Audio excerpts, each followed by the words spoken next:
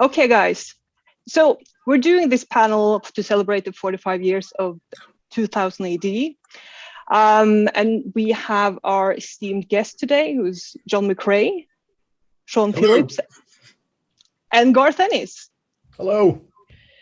And we gathered you three because the three of you, I'm not sure this is completely true, because I think at least, John, you've done something before Crisis, the magazine Crisis. Yeah, a few things, but not much. Yeah, and I think maybe Sean as well. Done 8 years of comics before Crisis. Yeah. Oh, there we are. So what I would really like for you to tell me, because I've been trying to do research on this. Crisis was a little after my time.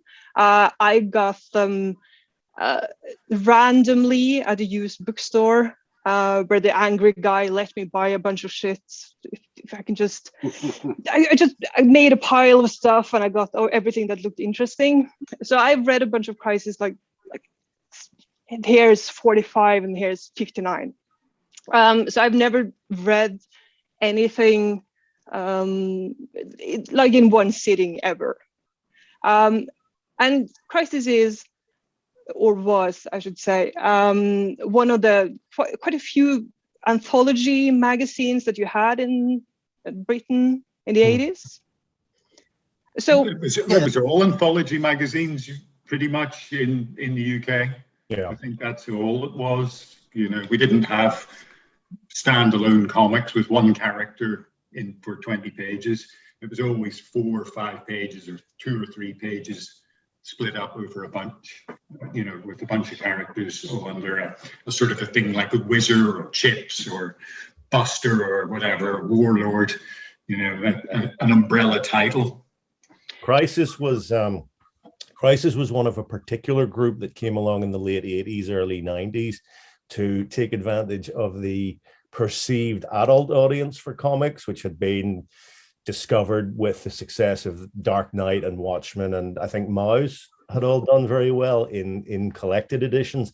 And so it was thought that comics, anthology comics, like Crisis, could take advantage of that audience. So there was Crisis, but there was also Deadline, Revolver, Strip, Blast. I think Deadline lasted the longest, actually. And of course, the Judge Dredd magazine started around that time, but it was a little different because it employed an existing character. These other ones were all going after a slightly older audience.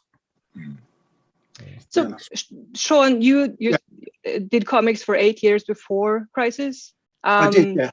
So what kind of comics? Was that 2000 AD? No, I didn't get into 2000 AD until after I'd already been in Crisis.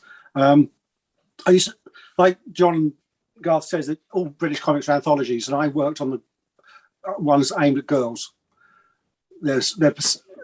Boys didn't read them; they just really didn't. The boys comics were war and sport, and the girls comics were about more soap opera type stuff, Victorian orphans or show jumpers or gymnasts or ballerinas, and I drew all that sort of stuff when I started when I was 15 until Crisis came along 8 years later. Brilliant training ground. It was fantastic. I mean, it didn't seem like at the time because I only really wanted to draw Spider-Man. I didn't care about girls comics or any British comics really, and but it was brilliant training ground because I drew real life stuff. I had to draw someone sat in a chair, someone walking down the street, you know, horses, horrible, you know, just awful things that you would never choose to draw. But because that's the sort of stuff I do nowadays, people sat around talking. You know, it was very good training for me. Okay, so and John, you did something before Crisis as well? Yeah, I did a couple of G.I. Joe stories for the UK market, which was called Action Force. I think I did a Future Shock before Crisis, I think, and also Centurions Power Extreme, which was a toy tie-in published by some company that no longer exists, Shock Horror. So yeah, just a smattering of stuff, not like Sean's 8 years of, you know, at 15. It was, I mean, I couldn't draw the curtains. You know. That 8 years was, I was at school then and at art college, so it was only like the Saturday job. It wasn't like the real job. He kept me in records and books and stuff, so I didn't have to work in a bar or anything. Still impressive stuff, Sean. Thanks. Okay, so Garth, your first published work was in Crisis. That's right. Yeah. I'm a little bit younger than these guys, just a little bit. I actually got the job on my 9th birthday. Yeah. All right, quite a bit. I got the job on my 19th birthday, and that was in '89. And that, yes, the stuff for Crisis would have been my very first. I had sent some ideas for Future Shocks to 2000 AD, but they'd been rejected because they were shite, really. So Crisis was the first real job. So how did that come about? Because you did it with John. That was Troubled Souls, the first one. That's right. Crisis had launched about 6 months before that, and there'd been a signing tour. And Steve McManus, the editor, Pat Mills, John Smith, and Tim Bakey all came to Belfast, and I met them there. And I got chatting to Steve, and I said, "Would you be interested for Crisis? Would you be interested in a story about the Troubles in Northern Ireland?" And he said, "That's exactly the kind of thing we want. That's what Crisis is for." So I wrote up an outline, sent it in, called the office on my birthday, just thought I'd take a punt on it. And to my amazement, was told that I more or less had the job. Amazing. And then you asked John to draw it, or? I think I'd already approached John because I knew him from the comic shop he ran. And I think I'd asked him if he would be interested in drawing it, and he agreed to, because it was set in Belfast in Northern Ireland, and this was pre-internet, so of course research was not as easy as it is now. It really had to be an artist, a local artist, and that brought it down to John and Will Simpson. And I didn't know Will, and I think he was very busy with Rogue Trooper at that point, or Dread. But anyway, I asked John, and he did up a couple of character sketches that I sent in with the outline, and yeah, we kind of got the job together, really. Yeah. Oh. Okay, so Sean, your first thing for Crisis, that was New Statesman.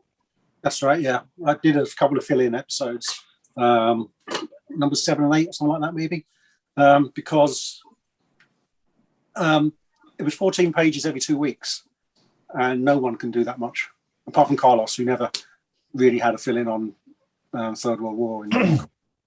But Jim was falling behind, so I got approached to see if I wanted to do a few episodes. I got the job because I had an agent at the time who got me all my Girls Comics work, and he'd heard that Crisis was coming up. This is before it even come out. Probably, I think it came out in September, so it would have been a couple of months earlier. So he showed my samples to Steve Mack or whoever was interested, and yeah, I got a bit of work out of it. I'd already approached Pat Mills a couple of years previous to that, because I went to art college in Preston, where Brian Talbot had also gone to art college a few years before me, and one of my tutors had also taught Brian and said, "Oh yeah, I know this guy that likes comics. Go around and see him." So I did. I drew a couple of Dread pages samples, went around to see Brian. He was drawing Nemesis at the time. He liked my stuff. He rang Pat up while I was stood there in front of him, and that was, and then Pat remembered me a couple of years later when they were looking for people for Crisis. He remembered me because of a particular awful strip I'd shown him, though.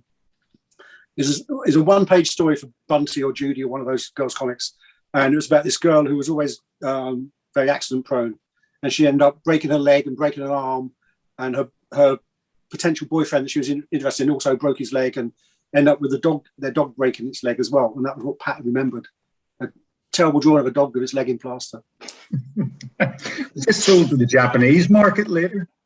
Yeah. I think that's the big thing there too. Yes, I mean, I got it through my agent. Really, it wasn't. It's all his work. I don't know how he managed to convince them.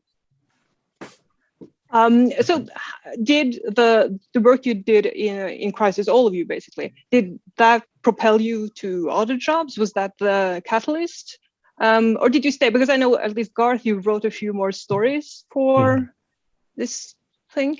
I I found out today, because I as I said, I've been reading like some random crises, and there's a story there with Charlie and a dog, and there's one panel where the dog attacks the rabbit. Do you remember this? That's yes. me, right? That is you. And I didn't know this, but I do remember thinking, because it is a horrible panel of like one rabbit just dying. There's just blood everywhere. And I was like, not the rabbits. And then the caption ends with something like, it looked like an abortion in a face cloth. And I laughed so much. Anyway, I remember this moment for like 25 years ago, and it turns out it was you, of course. I do remember that. The artist on that, unfortunately, I can't remember his name, but I think he'd won a contest in Crisis or something. And the story, it's just that stupid old joke turned into a comic script. The one about the neighbor looks after the family next door's house when they go on holiday, and he sees his dog savaging their rabbit, so he buries it, and then when they come home, sews it up again and pretends right, it's alive. No, it died in the cage. That's right. And then when they get home, they tell them that actually it died the day before they went on their holiday. So it's just a stupid old joke that I turned into an 8-pager. But yeah, I did a bit more work for Crisis. We all did, actually, because John, you and I did that follow-up to Troubled Souls. And Sean, you then became one of the main artists on Third World War, didn't you? Yeah, that's right. I did a few episodes of that. Yeah. And then me and John Smith did another thing called Straight Gate. Right. I think started around about number 50. So I mean, it was a good 2 or 3 years later. Yeah. That was our own thing. Actually, wasn't there, speaking of John Smith, I mentioned that signing in Belfast. There was a story that John went for a bit of a walk and he ran into a British Army patrol. Do you know this one? No, I don't know that. And he, I mean, you probably know that John has a prosthetic arm, quite an impressive piece of kit. And is he from Yorkshire, Lancashire? He's from Lancashire, from Blackburn. Right. And he has quite a broad accent. So he runs into this army patrol and they're a bit, bewildered, because here's this very obviously English guy with a false arm, and he's not carrying any ID. Why would he think he would need ID? He didn't know anything about the security situation or anything. And he even had any ID. He's only about 17. Right. But it's like, all right, what's your name? John Smith. And I'd love to have seen, whatever 19-year-old corporal had to call that one. Fantastic. Okay, so you did Straight Gate, and that was, if I remember correctly here, was that one of the stories that got into a little bit of trouble with censors and stuff? A little, yeah. We had a couple of pages pulled, but I think it was before it got as far as anybody seeing it, apart from Stephen Manus. I think he just got cold feet and decided to pull a couple of pages. But it was the words, not the pictures. It was typical John Smith stuff. He's got particular interests and he puts them in all his work. I can't really be more specific, but something quite grim, something quite misogynistic, I should imagine, because his work sometimes is. We had a couple of pages pulled, but it didn't really affect the stories, really. It was like a little sidebar, so it didn't matter, really. And we didn't know, John and I didn't know until the comic came out and the pages weren't there. No one bothered telling us. No one asked him to rewrite it to make it more palatable. I think where they really ran into trouble was with the Milligan McCarthy strip. Skin. Which it's brilliant. It's it's one of it would have been the best strip in Crisis, really. It's about a young London skinhead with thalidomide, and his, vengeance upon the people who caused the whole thalidomide scandal. And I think what happened was the printers refused to touch it. Yeah, that's right. That caused a problem within. At the time, Crisis in 2080 were owned by Robert Maxwell's company. This is before he went swimming one dark night, and they pulled the entire story, and much the same way as Action, the whole problem over Action 10 years earlier, that created a sort of an atmosphere at the time of extreme caution. And I think I'm not sure if it was right after that or right before it that True Faith, the story I did with Warren Police, was withdrawn from sale in its collected edition because a chap called Igor Goldkind, who did PR for the company at the time, had sent copies of True Faith, which was blasphemy, really. It was the whole point of the story, to every major Christian church and group in the country. And of course, there was a tidal wave of complaint, and the book had to be withdrawn from sale. So they, Crisis did have its share of trouble, definitely, and it did make them a little bit cautious. And I suppose, Sean, in a way, Straightgate reaped the benefits of that in the worst possible way. Yeah, I think so. Yeah. So how old were you when True Faith was kind of withdrawn from the market and everything? 20, because it had run in Crisis, and then its collected edition had come out. I remember that their plan was really to just have a whole series of Crisis graphic novels for sale in the US as much as anything else, but they ended up only doing a few. They did our books, John, and True Faith, and a few other bits and pieces. Crisis, it had kind of run into trouble fairly early, because although the sales had been fantastic on the first issue, they'd immediately plummeted. And in fact, John and I, we got the job because they decided to cut one of the stories and they needed a replacement fast. And that's how we got in there, because it was sort of panic stations. Yeah, not really on our own merits or anything, just because we were the best shit lying around that we could scrape up, really. Exactly. It's like, let's hold our noses and go into the submissions pile, and it's like, what's this? and that's what we got. You see, the whole thing, just to expand on this a little bit, I mentioned the sort of wave of adult comics that had come along at the time.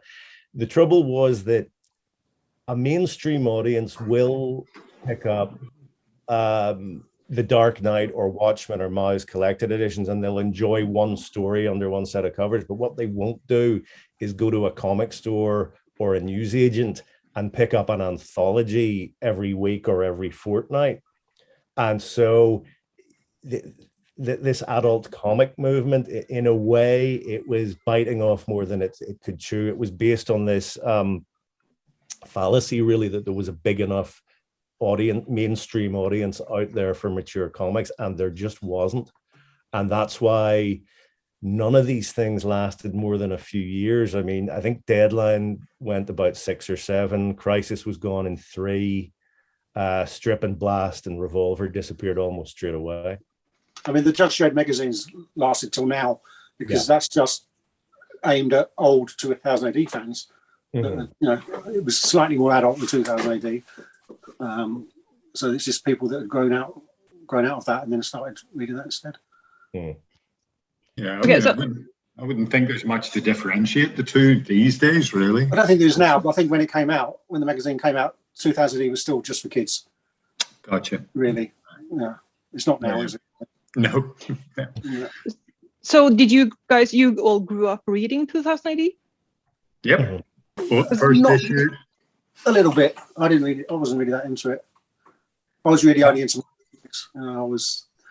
Yeah. It wasn't glossy. It wasn't colourful enough and glossy enough for me. It took me until, I don't know, the first one I remember reading and thinking I'm going to carry on reading this was the Steve Dillon Dread Werewolf story. Oh, yeah. I can't remember what that was called, but I would have been about 18 maybe then, and I hadn't really picked it up for a few years. I thought, actually, this is really good. So then I started reading it all the time, and also by then I'd gone to art college, and it was easy to get. Normal other American comics were hard to get back then, so this took their place really. Yeah. I remember throwing the space spinner over my hedge with my first throw from issue 1, and then putting on the Bitonic stickers or whatever the fuck they were called, and pulling them off a couple of minutes later and pulling all the hairs in my arm off with them. So yes, good memories, fun times. Yeah, great stuff. Yeah. For me, it was pretty much 2000 AD all the way, really. And Battle and things like Commando and the picture libraries. I saw almost no American comics until I was a good deal older, with the exception of Mad magazine. First American comic I read cover to cover was Dark Knight, which is an odd way to start, I think. Yeah, not really. Go downhill from there, isn't it, really? Well, I do recall thinking, my God, American comics are wonderful. I've been a fool. I must go out and buy as many as I can. And of course, a nasty surprise lay in store. But one of them was one of Alan's Swamp Things. Yeah. And I thought, oh, right, Halo Jones, DR and Quince, this guy working in American comics, great, more of this. Yeah. Okay, so I have one question for you, Garth, but just because 4 people asked me this. Did you write something before? Did you write other things than comics? Did you write poetry while you were sitting in your island? No, I did not write anything really. I mean, there were the outlines for the Future Shocks that I mentioned. I probably knocked off a couple of half-decent English essays. No, I really didn't. Troubled Souls is your first piece of work. But did you want to be a writer? Outstanding. Yeah. Garth, did you want to be a writer then? Or did you sort of fell into it? I recall thinking, reading 2000 AD and Battle, and then progressing later to, things like Dark Knight and so on, and Watchmen and Swamp Thing, and the stuff that was around at the time, like Concrete and Love and Rockets and Peter Bagge's neat stuff and things like that, and thinking, yes, there really is something worthwhile going on here. It would be good to do this. This is like a really interesting time in comics, and the medium is evolving, and I'd like to be a part of that. So yeah, I did want to, when I approached Steve at the Crisis signing, it was with definite ambition to get a career going in comics. Yeah, but you weren't like, well, I don't know about you, Sean, but I was wanting to draw comics since I was 4. When my mum and dad bought me my very first comic when I was 4, and I just went, that's what I'm going to do when I grow up. I'm going to draw comics. So I presume it was, a bit later on for you, Garth. Yeah. I mean, it's hard to sort of nail down the exact time, but sort of mid to late teens, I suppose. Sure. When I started to think about some sort of writing career. I mean, journalism occurred to me. That would have been a disaster. But you wouldn't have a job now, would you? No, good point. Very good point. But yeah, Troubled Souls was really the first thing, and that was, if I'm honest, naked ambition. Really, it was like, I want to get into this business, and this looks like the way I can do it. Because at that point, there really weren't any other comic book writers from Northern Ireland. And so it was kind of taking advantage of a local issue to get into the business. Which is nothing wrong with that. And it is a confident piece of work. Like it does, I know you're trying to hide it as well as you can. But it is interesting, and it is it's too good to be the first thing you ever wrote. It's annoyingly good to be the first thing. Well, you're not the first to say it. I mean, I kind of cringe when I think of it, but I suppose if we go back to, you know, the guys in the crisis office looking at the submissions pile, maybe it was the best of a bad bunch because at least it went in a straight line. At least it behaved the way a story's supposed to. Like that basic narrative ability is something that a lot of people lack at the start. And maybe I was just a bit closer to it, closer to having it than a lot of people were at the time. I mean, as I say, I'm not fond of it, but it's pretty straightforward. It doesn't, you know, it's coherent. It doesn't go awry, or there aren't any. I don't think there are any plot threads left untied. It covers the basics, let's say. I still have a fondness for it, partly, you know, for the writing of it. I mean, the artwork, not so much myself, but again, you know, that was your first work, and it was my first work that I painted, and I wasn't like Sean. When Sean started painting stuff for Crisis, he was a fucking great painter, whereas I had never painted in my life. So I had to learn on the job how to paint. And yeah, we all learn on the job. Yeah, well, we do. Yeah, I mean, we're still learning, aren't we, Sean? I mean, I hope so. Yeah. Yeah, but I one of the things that I thought I should do. Look, I have a page of Crisis, right, of Troubled Souls right here. One of the things I thought I should do was draw it big and paint it big, so that I could then, when it got reduced down, and here is a copy of Crisis. And look how tiny a copy of Crisis is compared to my. Oh, that's massive bit of artwork. Yeah. This is Princess Leia in her little spacecraft, and this is the fucking Star Destroyer coming out in comparison. And so yeah, I was just flailing about as it goes and learning on the job, and you know, I look at it now and go, oh Jesus, you know, but. It's interesting. I think it's an interesting sort of piece of history. One of the things that I did was go around photographing all the areas to put into it. They're all real places, and every time I went somewhere and took a photograph of it and put it into the strip, the place got blown up shortly afterwards. So I did ask you at one point to put my school into it. Put old Hollywood Sullivan into it. So yeah, I did ask you to do that just as a favor, so that it would get blown up shortly afterwards as well. You know, that was pushing the boat out, I think, that one. I do remember them asking you if you can handle full color artwork, if you can do fully painted, and like the actor who's asked if he can ride a horse, you just said, "Yep, no problem at all." I just lied. You don't say no, do you? No, just lie like a professional. Yes, exactly. My first published work had horses in it, and I just said, yeah, I can draw horses. And that was the last time I drew horses, until a couple of years ago as well. Yeah, you did 8 years of girl comics, and you only did horses once. Yeah, first job. Yeah, I had to draw ballerinas and gymnasts and stuff. That's slightly easier than horses. Not much.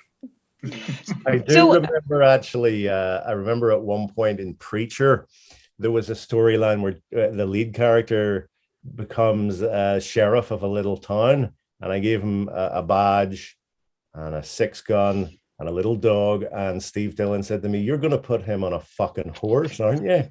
with a look in his eye that said, "Don't put him on a horse." And I didn't put him on a horse. But then you went and wrote that Preacher special, which is all about the horses and the horse killing. But didn't you draw that? Well, no, Steve drew it, but Steve just basically makes ovals where the horses were, and then I drew the horses in and inked them, and Steve just left all the horse drawing to me. Yeah. Right. Didn't he do that with Glyn as well? Didn't he get Glyn to draw the tanks? Yes, the tank battle in Monument Valley. There were just spaces left, and Glenn drew in the tanks. Yeah. Shocking. I have a page from Johnny Red. Oh there. Yeah. And the fun thing about this page, because I got it from Keith Burns, is that there is a Hawker Hurricane there, but it's not the one in the book, because at some point Garth went, I want to see the roundels, so can you just twist the plane a bit? Like the most horrible man in the world. Yes. And so lovely Keith obviously did. And I have the original page, and he gave me the new plane that he drew for you. So I can see why Steve would be like, I'm going to leave the tanks to someone else. Yeah. Just in case. Yeah, that was a very Steve move. Yeah, I know the page you're talking about, and it's a great shot. It's just that it's an intro shot, so it doesn't quite work. Hence, you know. I got 2 hurricanes. I am happy. I'm just saying. I can't imagine anyone looking at that page and doing anything but like cry happy tears. Okay, but one of the things that is interesting to me in Crisis is both of your art styles there. It looks experimental. It looks like you're having fun and using different, like you're using photographs. Was that a thing you did back in the 80s, or was it specifically for the kind of mature comics that you were working with? Well, I think for me, it's like John said, you know, we learn on the job, and you know, painting comics take a long time, and any shortcut is welcome. So yeah, paste in a photo, paste on a map, do whatever you can. But also, I mean, there was a massive explosion of painting comics in the UK and in the US then. Stray Toasters or Arkham Asylum or Bisley painting Slain, and all that can't help but feed in to your own stuff. You know, you look at that and think, wow, that's great. You know, the biggest influence I had on my stuff, The New Statesman, was I took my first few pages into the office when Fleetway were in London. I lived in London at the time, and I put my first few pages. I was really pleased with them. I thought they were great, and I'd get there, and they've got a double-page spread that Duncan Fegredo had drawn for his episode of New Statesman, which was coming out just before mine or one before, and his was like a parade with horses and like 1 million people, and it was just so exciting looking and so totally different to how I drew and how I thought and everything. And I just think, so that made me really want to try and develop my stuff a little bit more. Yeah, and we all hate Duncan, don't we? Yeah. Talented fucker. Yeah. With me, enjoying was perhaps not the word to use for when I was painting comics. More sort of like pulling teeth. It was just horrible. I hated every minute of it. Every painted page has my blood on it, really, and that's more because I was trying to commit suicide at the time, and then sort of just Jesus. I was so happy when I got to move over to the States and start working for DC. Archie Goodwin got me over, and the very first thing they gave me was a fully painted prestige format book with James Hutnell. So I nearly drove myself off a cliff. It's just like, fuck's sake, not more painted artwork. Please leave me alone. So yeah. Thank God the demon came along shortly after that. But yeah, it was, I really didn't like the whole painted sort of, and I still don't really like painted comic artwork particularly. It doesn't really work in comics, I don't think, because it makes you stop and look at each panel and take it as a piece of artwork instead of as part of a story that's you're meant to be getting on with, and I think that doesn't really work at all. You know, it's anyway not for me at any rate. No. I read some people can do it. Sorry. Go ahead, Sean. No. I was going to say, I mean, modern American comics with computer coloring look more detailed and more complicated than painting artwork ever did. So, yeah. Do you have the same problem with that?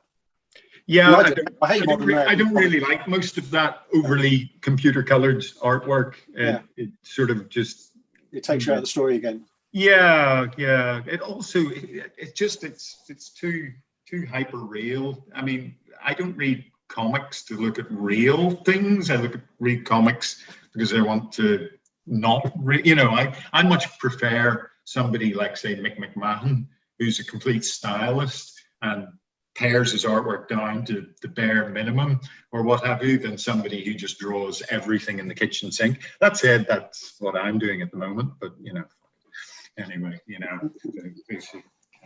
teach or whatever. I don't know. But yeah, I don't like the overly rendered computer coloring either. No.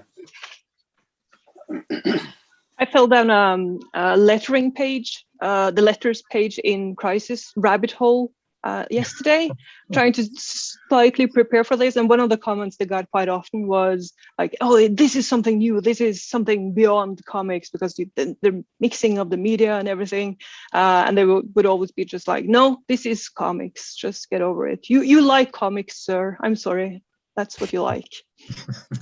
but it was a fun time. They printed a lot of cool stuff. I think the best thing I've read was this quote: "Although many pagans use animal sacrifices, most have realized the long-term effects of these methods. Eventually, the novelty wears off, and you end up knee-deep in blood and too little to no effect." It is. Is that a letter into Crisis? Yeah. That's, I don't know. They didn't make quite a lot of the letters up, though.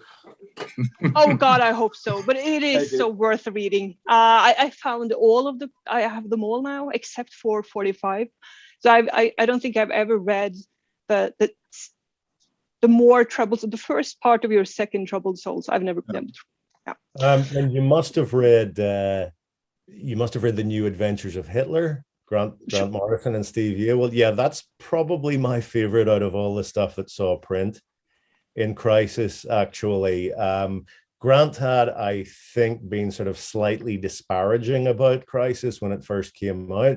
So it was funny that this strip actually came along at a time when Crisis really did need a sales boost. And of course, Grant's name provided that.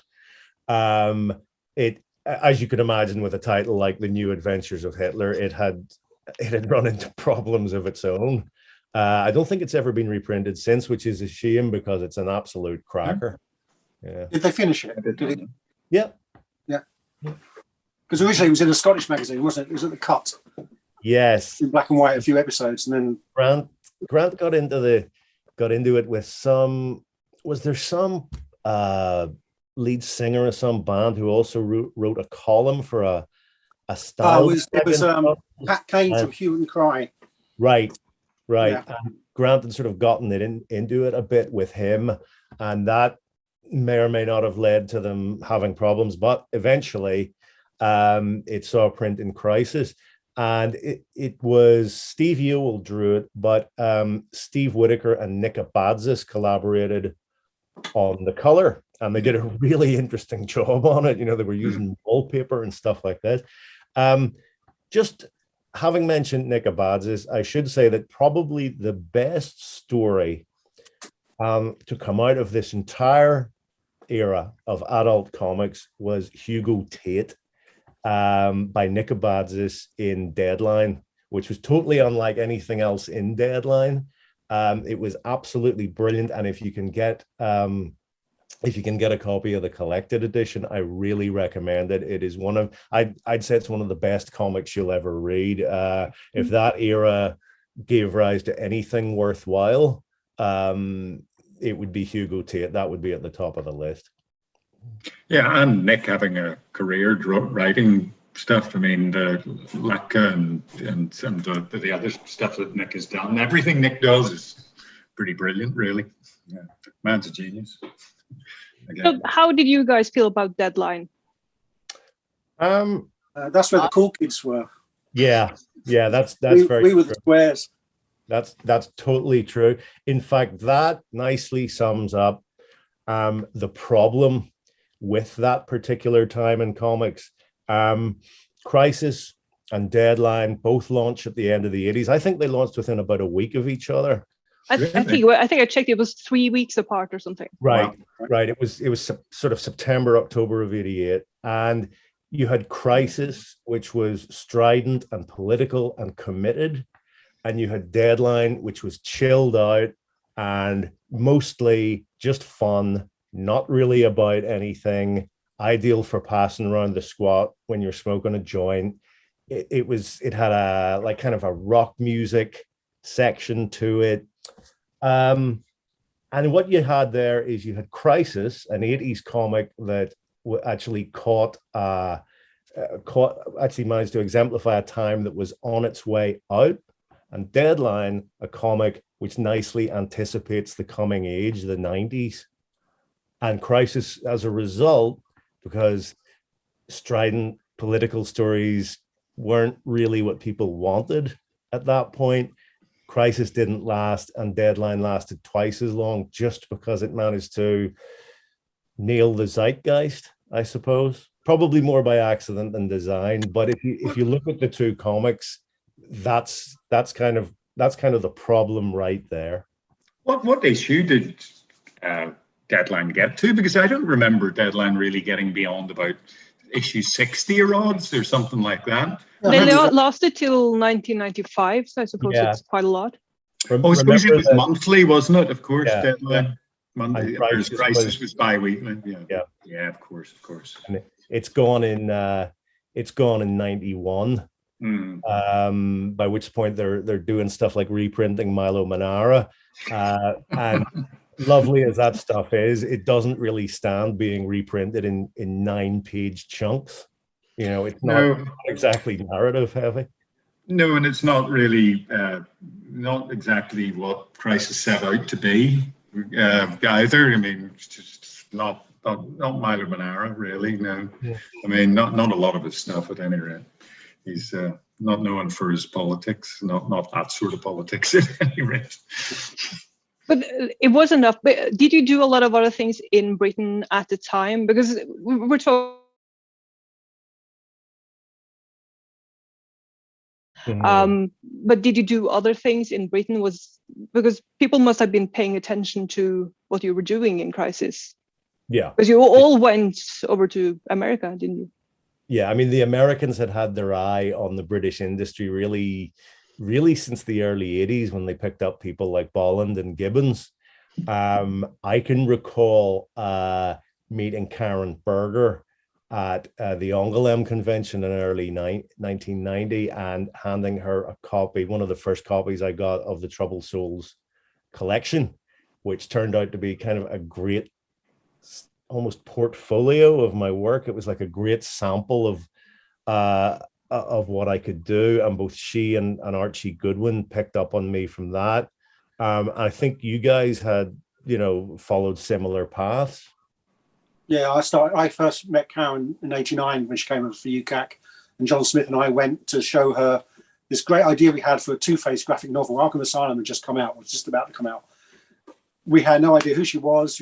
All we knew was she was from DC.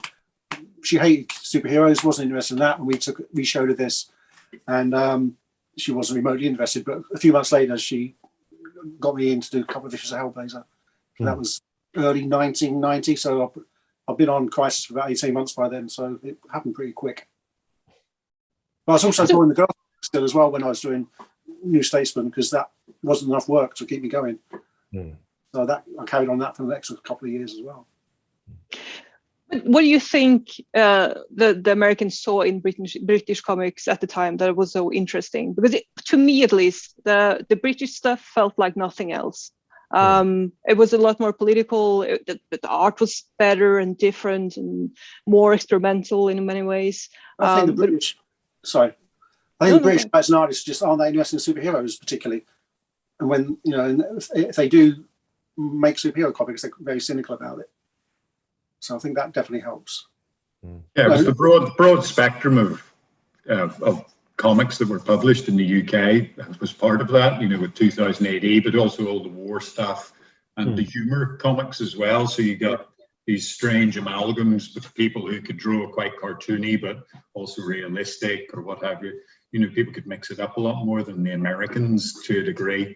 Though, I mean, that's not completely true. You had Mad Magazine and guys like Wally Wood and who could draw anything and in any style as well. But I guess maybe we were just more anarchic to a degree, possibly. Yeah, I think on the writing side of things, the US industry and DC in particular had been mining a very rich vein since they got Alan Moore. That paid off very well for them. And then you had that sort of almost immediate next generation with Neil Gaiman and Grant Morrison and Jamie Delano and Pete Milligan and myself then you eventually had myself and Mark Miller and Warren Ellis, and we were sort of the scrag end of that. But it was something that worked out very well for them, because I think we all had just a slightly different take on things. And of course, you know, people talk about the British invasion and so on, but you cannot invade America, I've always thought, in any sense, cultural or any other way. You get it. What happens is you get absorbed, and the American writers look at this stuff and they learn the lessons, absorb them, and then you begin to get people appearing who can do as good or better. I mean, I think personally that the best writer to get into the business in the last 25 years is Brian Vaughan. And nowadays, when a really good new writer comes along, they're as likely to be from the US as the UK.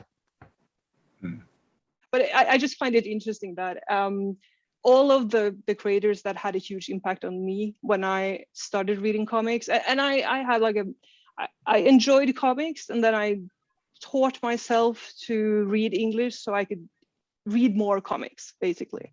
And that's when I started picking up Crisis and whatever the Vertigo stuff when that came along. And I didn't think about what was the UK stuff and what was the world, basically. But I had much the same experience as you did, Garth, when I found all the Vertigo stuff, and I was like, oh, this is great. American comics, awesome. And then I started reading, I just started picking up the Marvel and DC stuff, which wasn't as good. Right. So I think the first Marvel comic that I truly loved was one of your Punishers. And it turns out that's not how the rest of it works. Not that I would say anything bad about Marvel, of course. Of course, yeah. No, you wouldn't want to do that. I mean, I would trace a line all the way back to the 70s, and I would look at Battle and Action in 2000 AD, which is for great British comic writing. That's where it really begins. You have Wagner and Grant and Mills and a lot of guys, but you also have Alan Moore seeing this stuff, and I believe he's on record as saying that's when he began to think that maybe he could work in this business, maybe he could work in comics, maybe there was a way to say worthwhile things with the medium, and it comes out of that stuff that Pat Mills and John Wagner kicked off in the mid 70s. You then trace the line up through the 80s as the writers sort of born of 2000 make their way to the American market, but it all begins there. So there was a question I got for you guys, all of you. Do you think being published in Crisis at such an early stage helped you develop creatively, or was it a hindrance? Oh, anything's a help. I mean, it's working, being paid for it, having your stuff seen, seeing how your stuff looks in print, even if you're not the happiest with it, it's a learning experience. So nothing's a hindrance from that point of view. And like Garth said earlier, it's great times. Fantastic times. All of us, it was the first time we were full-time as well. Yeah. You know, I'd left college 2 months before I started working on Crisis. And before then, I'd only been doing it, you know, at the weekend. This is the first time I'd done it every day. And through the sheer volume of work that you produce, you can't help but improve and try new things. And, you know, I think it could have been a different comic, but it happened to be Crisis. And I think it was definitely good in hindsight because it was more real life stuff and it wasn't sci-fi and it wasn't superheroes. So you got to draw more naturalistic things. Yeah, so I found it like generally, as John says, it's a help rather than a hindrance. You have to start somewhere. Maybe it led me to bite off more than I could chew. Maybe if I'd gone the more traditional route of you know, short stories for 2000, the Future Shocks, and then a series, and then maybe being picked up by the Americans, it might have meant that I developed a little better a little earlier. Instead, I sort of grabbed for things in every direction. You know, a year after I started, to my amazement, I was writing Hellblazer and Judge Dredd. Now, I wasn't very good at either of them, but the point is I had those jobs very, very early on, and it took a while. I mean, I don't think I wrote anything decent really until late 92. So I had this sort of 3 years of crap to get out of my system before I could start writing something decent. What was the first good thing you wrote? I think the first sort of decent thing I wrote was the first issue Steve Dillon drew as regular artist on Hellblazer, and that's a coincidence. He just happened to come on board when something went click, and I turned out something decent. It would have been around about the time I was writing The Demon as well. Okay, we're running out of time, but I do have like one. We talked about this before, Garth, but there is something. I'm not sure if political is the correct word, but there is something. It feels like the people who were making comics in the late 80s in the UK, it feels like they really wanted to tell stories somehow. It was not as bloodless as we can see in modern comics today. Do you think it was something about that era that made people want to express things in a way that we don't? I'm not sure how to. Do you? Yeah, I mean, you could say that because. I mean, I talked earlier about how Crisis caught an 80s vibe right when it needed to catch a 90s one, which Deadline did and survived longer as a result of. In the 80s, that was an intensely political time. You had Margaret Thatcher in charge of the country, and that created a great deal of division. You either thought her policies were a good idea or you didn't. There was very little middle ground, and as in most cases, artistic types will, broadly speaking, tend towards the left. And that was as true of people working in comics as it was of anything else. You had Pat Mills, who's always been an intensely political writer, going all the way back to Charlie's War and Battle. In a way, his strip for Crisis Third World War was really the culmination of something he'd been wanting to do for a long time. All of a sudden, he didn't have to be satirical anymore. He could take the gloves off and say exactly what was on his mind. Judge Dredd itself is, of course, a satire on a fascist system. People who came after Alan Moore, the anarchist, of course, had always been not necessarily of a similar mind, but not dissimilar. I mean, Milligan, Morrison, very obviously, Jamie Delano, very political writer. And they took that with them to the States, all of them.